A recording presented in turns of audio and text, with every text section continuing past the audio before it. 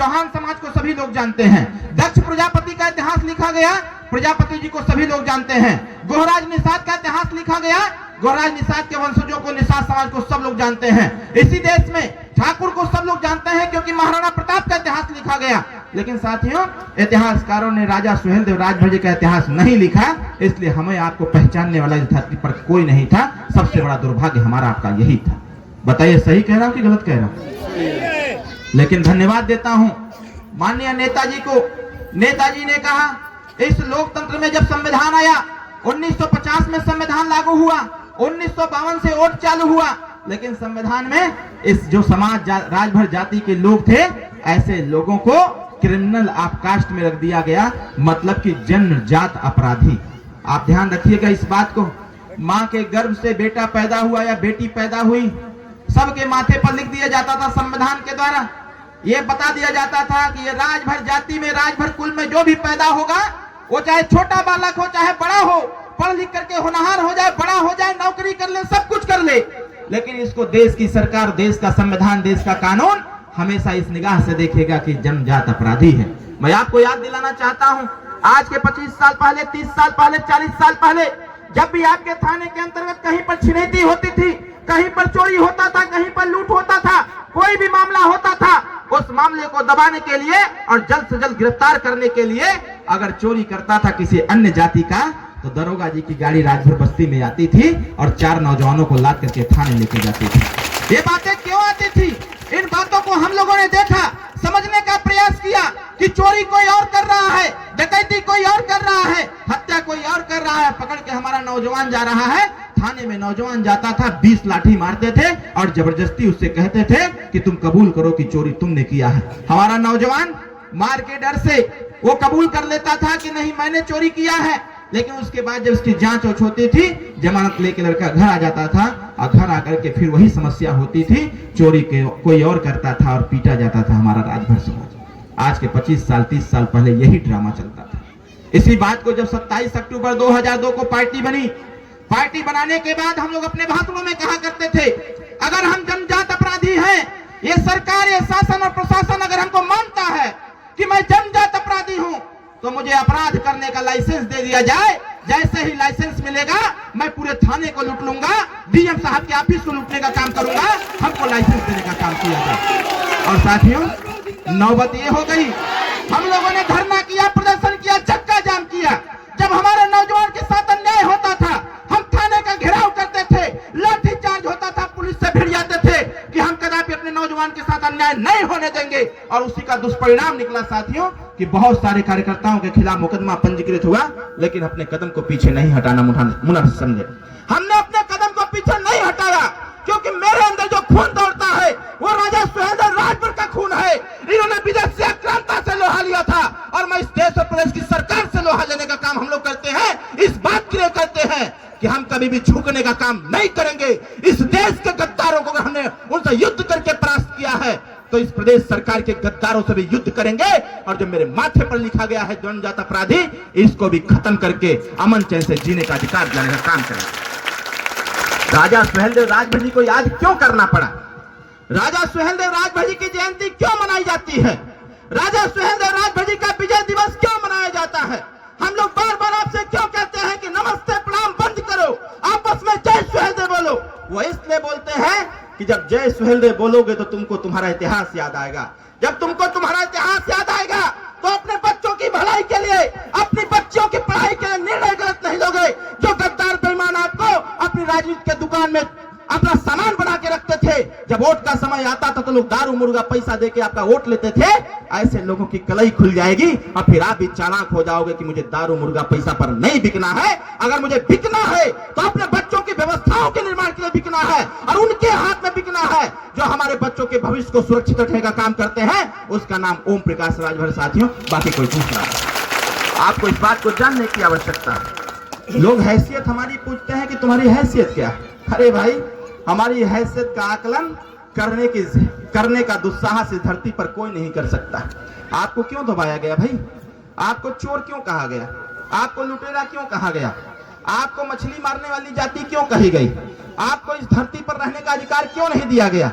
इसलिए नहीं दिया गया था अगर इतिहास के पन्नों में राजा सुहेलदेव राजभर जी का इतिहास लिख दिया गया होता, इतिहास के पन्नों में 165 राजाओं का इतिहास लिख दिया गया होता, तो आज हमारे राजभर समाज को एक शौचालय मांगने के लिए दर दर भटकने की आवश्यकता नहीं पड़ी। जो उस समय 2.5 लाख बेईमानों को, विदेशी आक्रांता 2.5 लाख आक्रांताओं को हमारे राजा सुहेलदेव राजभर जी की 12,000 साढ़े 12,000 की सेना गाजर मूली की तरह काट करके, और जिसके नाम पर देश के अन्य राजा थर्रा जाते थे, उससे युद्ध करने का साहस नहीं जुटा पाते थे, ऐसे गद्दार, ऐसे बेईमान, ऐसे विदेशी आक्रांता को ललकारने का काम किसी ने किया था तो हमारे राजा सुहेलदेव राजभर जी मात्र 22 साल की अवस्था में किया था। और यहाँ हमारे नौजवान साथी हैं 30 साल, 32 साल, 18 साल, 17 साल, 20 साल, 22 साल, 25 साल, एक निर्णय नहीं ले पाते हैं, एक निर्णय नहीं ले पाते हैं कि हमें किसका साथ देना चाहिए। कोई विरोधी आ जाता है, वो कह देता है कि ओम प्रकाश राजभर तो बेच दिए, यही हमारा नौजवान कहता है हाँ बेच दिया होगा, अरे चुल्लू भर पानी में डूब मरो, देखो ओम प्रकाश राजभर को, ओम प्रकाश राजभर के अंदर राजा सुहेलदेव जी का खून है, इसलिए उन्होंने अपने मंत्री पद से इस्तीफा देके कहा कि मुझे अपने मंत्री से लालच नहीं है, हमें अपने समाज की चिंता है। इस बात को समझने की आवश्यकता है। अगर आप नहीं सुधरोगे, मैं कह रहा हूं नहीं सुधरोगे, तो जीवन में कोई व्यक्ति आपको नहीं सुधार सकता है। और मैं फिर कह रहा हूं, ये जो जन्मजात अपराधी जो पिटाई थाने के लोग किया करते थे, इस धरती पर एक ही ऐसी जाति राजभर है। थाने पर चोरी कहीं और होगा। अगर ओम प्रकाश राजभर नहीं मजबूत हुआ, ओम प्रकाश राजभर सत्ता शासन पर कब्जा नहीं किया, तो 10 साल 15 साल बाद वही स्थिति होगी कि फिर व्यवस्थाएं बदलेंगी, चोरी कोई और करेगा, छिनैती कोई और करेगा, और थाने पर पीटा जाएगा हमारा राजभर। इस पिटाई से बचना चाहते हो मेरे भाई, देखो एक गमछा नेताजी ने दिया, इस गमछे में इतनी ताकत है, आप ये गमछा पहन के जाओ सड़कों पर, मजाल है कि कोई दरोगा कोई सिपाही आपको हाथ लगा दे, कोई नहीं हाथ लगा सकता। ये गमछा देखने के बाद लोग जान जाते हैं ये ओम प्रकाश राजभर जी का कार्यकर्ता, पदाधिकारी, समर्थक, मतदाता होगा, इसको छूने की आवश्यकता नहीं है, उसको पास देते हैं कि आप लोग जाइए अपना काम करिए। इस गमछे में इतनी ताकत है, ये गमछा पहन के पूरे दुनिया के किसी कोना में चले जाओ। जो लोग पहले कहते थे, जब आपके घर की बारात निकलती थी, जब आप अपनी गाड़ियों से बारात लेके जाते थे, तो चालाक लोग पूछते थे कि कौन बिरादरी का बारात जाता हो, तो लोग कहते थे कि भरवा का बारात जाता। गलत तो नहीं कह रहा माता जी, बोलिए। और आज 20 साल का संघर्ष, इस गांव से भी बारात गया होगा। आज बोलेरो हो चाहे स्कॉर्पियो हो, शीशा के आगे और शीशा के पीछे अगर लड़का लड़की का नाम होता है तो निचवा लिखते हैं राजभर परिवार। राजभर परिवार, सही कह रहा हूं कि गलत? और आज के 20 साल पहले ये भरवा हुआ सा, ये भरवन का गांव है। मतलब जब तक आप में जागरूकता नहीं थी, जब तक आप में शिक्षा नहीं थी, और जब तक आप एकत्रित और इकट्ठा नहीं थे, तो आप भरवा थे। और जैसे जैसे आपने पीला झंडा अपने दरवाजे पर टांगना चालू किया, चुनाव निशान छड़ी का बटन दबाना चालू किया, जो लोग कहते थे कि मुट्ठी भर राजभर क्या कर लेंगे, आज ऐसी सरकार चिंता करती है कि 3.5% ये लोग हैं, इनको भी आरक्षण कैसे मिलेगा, ये चिंता सरकार करना चालू कर दी। एक तरफ एक वो दौर था, एक वो समय था कि जब आपका गिनती तक नहीं था, लेकिन हमने प्रयास किया। बहुत सारे लोगों ने गाली दिया हम लोगों को, बहुत सारे लोगों ने अपमानित किया, लेकिन हर अपमान को हम लोगों ने सहते चले गए और बढ़ते चले गए आगे। और एक ही लक्ष्य था कि जब तक इस समाज की गिनती नहीं करा देंगे, तब तक चैन से हम लोग बैठने वाले नहीं हैं। और आज स्थिति क्या हो गई, पूरे प्रदेश के किसी कोना में चले जाओ, अरे रामपुर ऐसा जनपद, रामपुर में कहा जाता है कि मुस्लिमों की संख्या ज्यादा है। बरेली के बगल में रामपुर पड़ता है, रामपुर में 4 राजभर प्रधान है साथियों, रामपुर में 4 राजभर प्रधान है। बगल के दिल्ली के बगल में मुरादाबाद, मुरादाबाद में 8 राजभर प्रधान हैं। बगल के दिल्ली के बगल में अमरोहा है, वहां पर 3 प्रधान राजभर समाज के लोग हैं। पूर्वांचल की बात छोड़ दीजिए, जहां तक राजभर समाज के लोग हैं वो अपना दबदबा बना के रखे हुए हैं कि हम राजभर हैं, हमेशा से राजा का गुण हमारे अंदर रहा है, तो मुझे भी राजा बनने का हिस्सा चाहिए, मुझे भी राजा बनना है और राजा बन के अपना हिस्सेदारी ले लेने की आवश्यकता है। लेकिन यहाँ क्या होता है, अभी मैं समझाऊंगा, चला जाऊंगा, कोई विरोधी आएगा, अरे जुटही फालतू में ऐसा ही सब चलत रहेला, देखत हुआ ओम प्रकाश राजभर अपने लड़का खातिर खाली परेशान होगा। तो आप लोग हाँ हाँ सही है कहा, तो वह लड़के में खातिर परेशान हो। अरे कौन ऐसा नेता है बता दो तो जरा, कौन ऐसा नेता है भाई राजभर समाज का जो आपको जगाने के लिए रात को 1:30 बजे 2 बजे 2:30 बजे 3 बजे मीटिंग करता हो? जरा बताओ एक नाम हमको, तो मैं बताऊं एक नेता का नाम बताओ।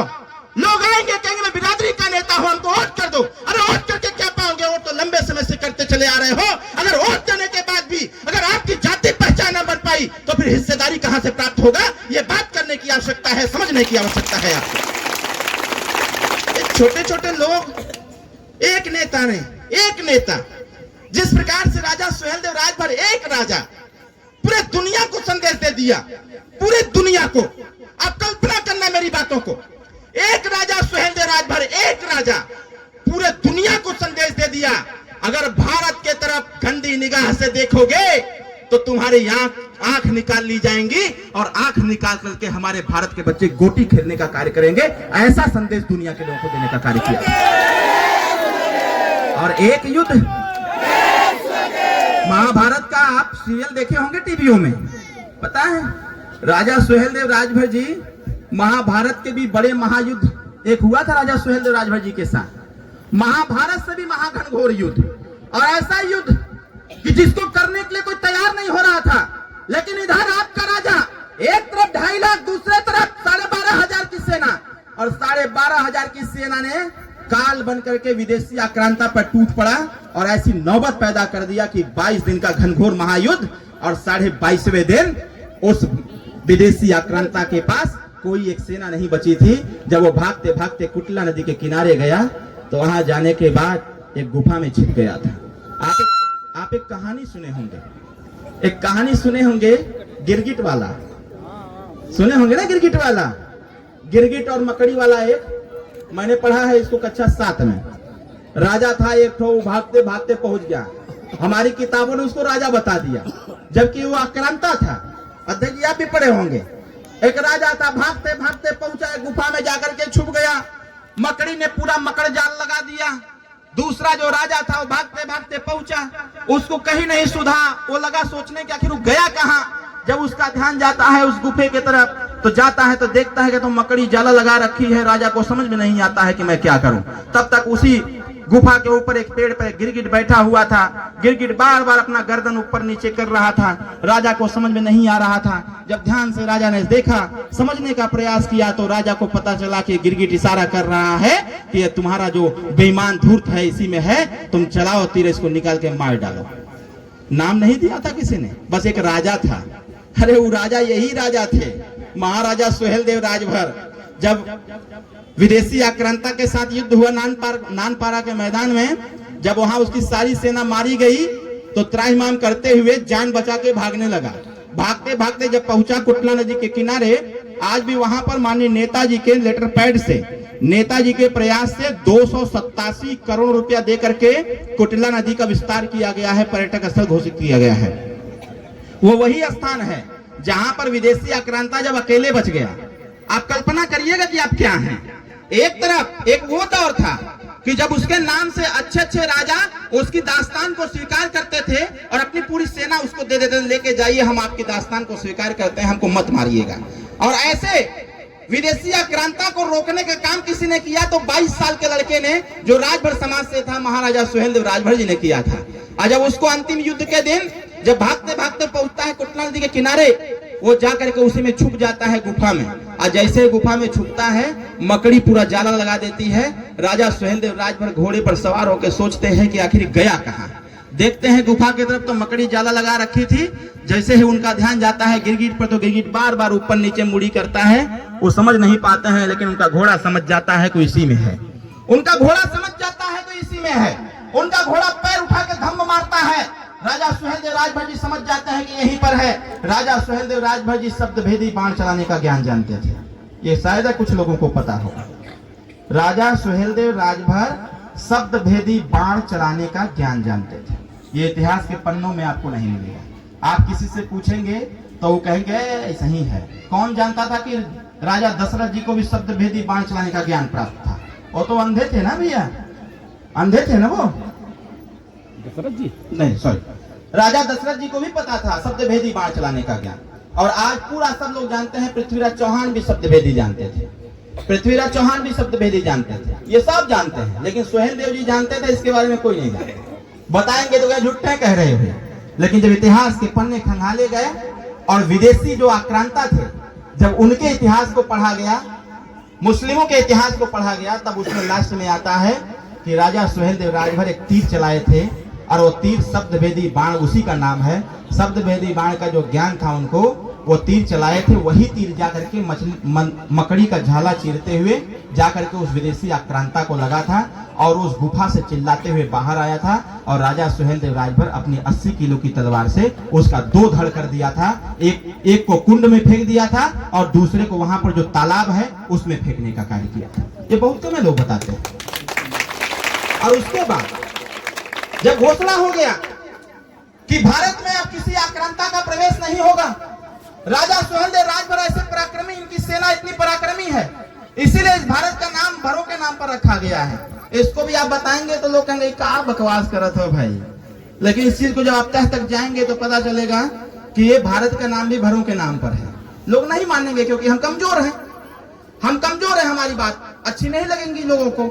लेकिन इतिहास कभी दबाया नहीं जा सकता है, इतिहास कभी छुपाया नहीं जा सकता है। कोई न कोई ऐसा नायक आएगा जो इस इतिहास को उठाने का प्रयास करेगा, और वो नायक कोई और नहीं, हम सब के नायक माननीय नेताजी, माननीय ओम प्रकाश राजभर। आज वो दौर पैदा कर दिया कि जो सुहेल देव राजभर जी का नाम नहीं जानता था, आज उनके नाम पर डाक टिकट जारी हो गया। जो राजा सुहेल देव राजभर जी का नाम तक नहीं लेना चाहता था, उनके नाम पर सुहेल देव सुपरफास्ट एक्सप्रेस चालू कर दिया। जिनके नाम कोई नहीं लेना चाहता था, उनके नाम पर लोग यूनिवर्सिटी बनाने का काम कर रहे हैं। अब इससे ज्यादा क्या होगा साथियों। इसलिए मैं आपसे आग्रह करूंगा कि इस बात को ध्यान रखने की आवश्यकता है।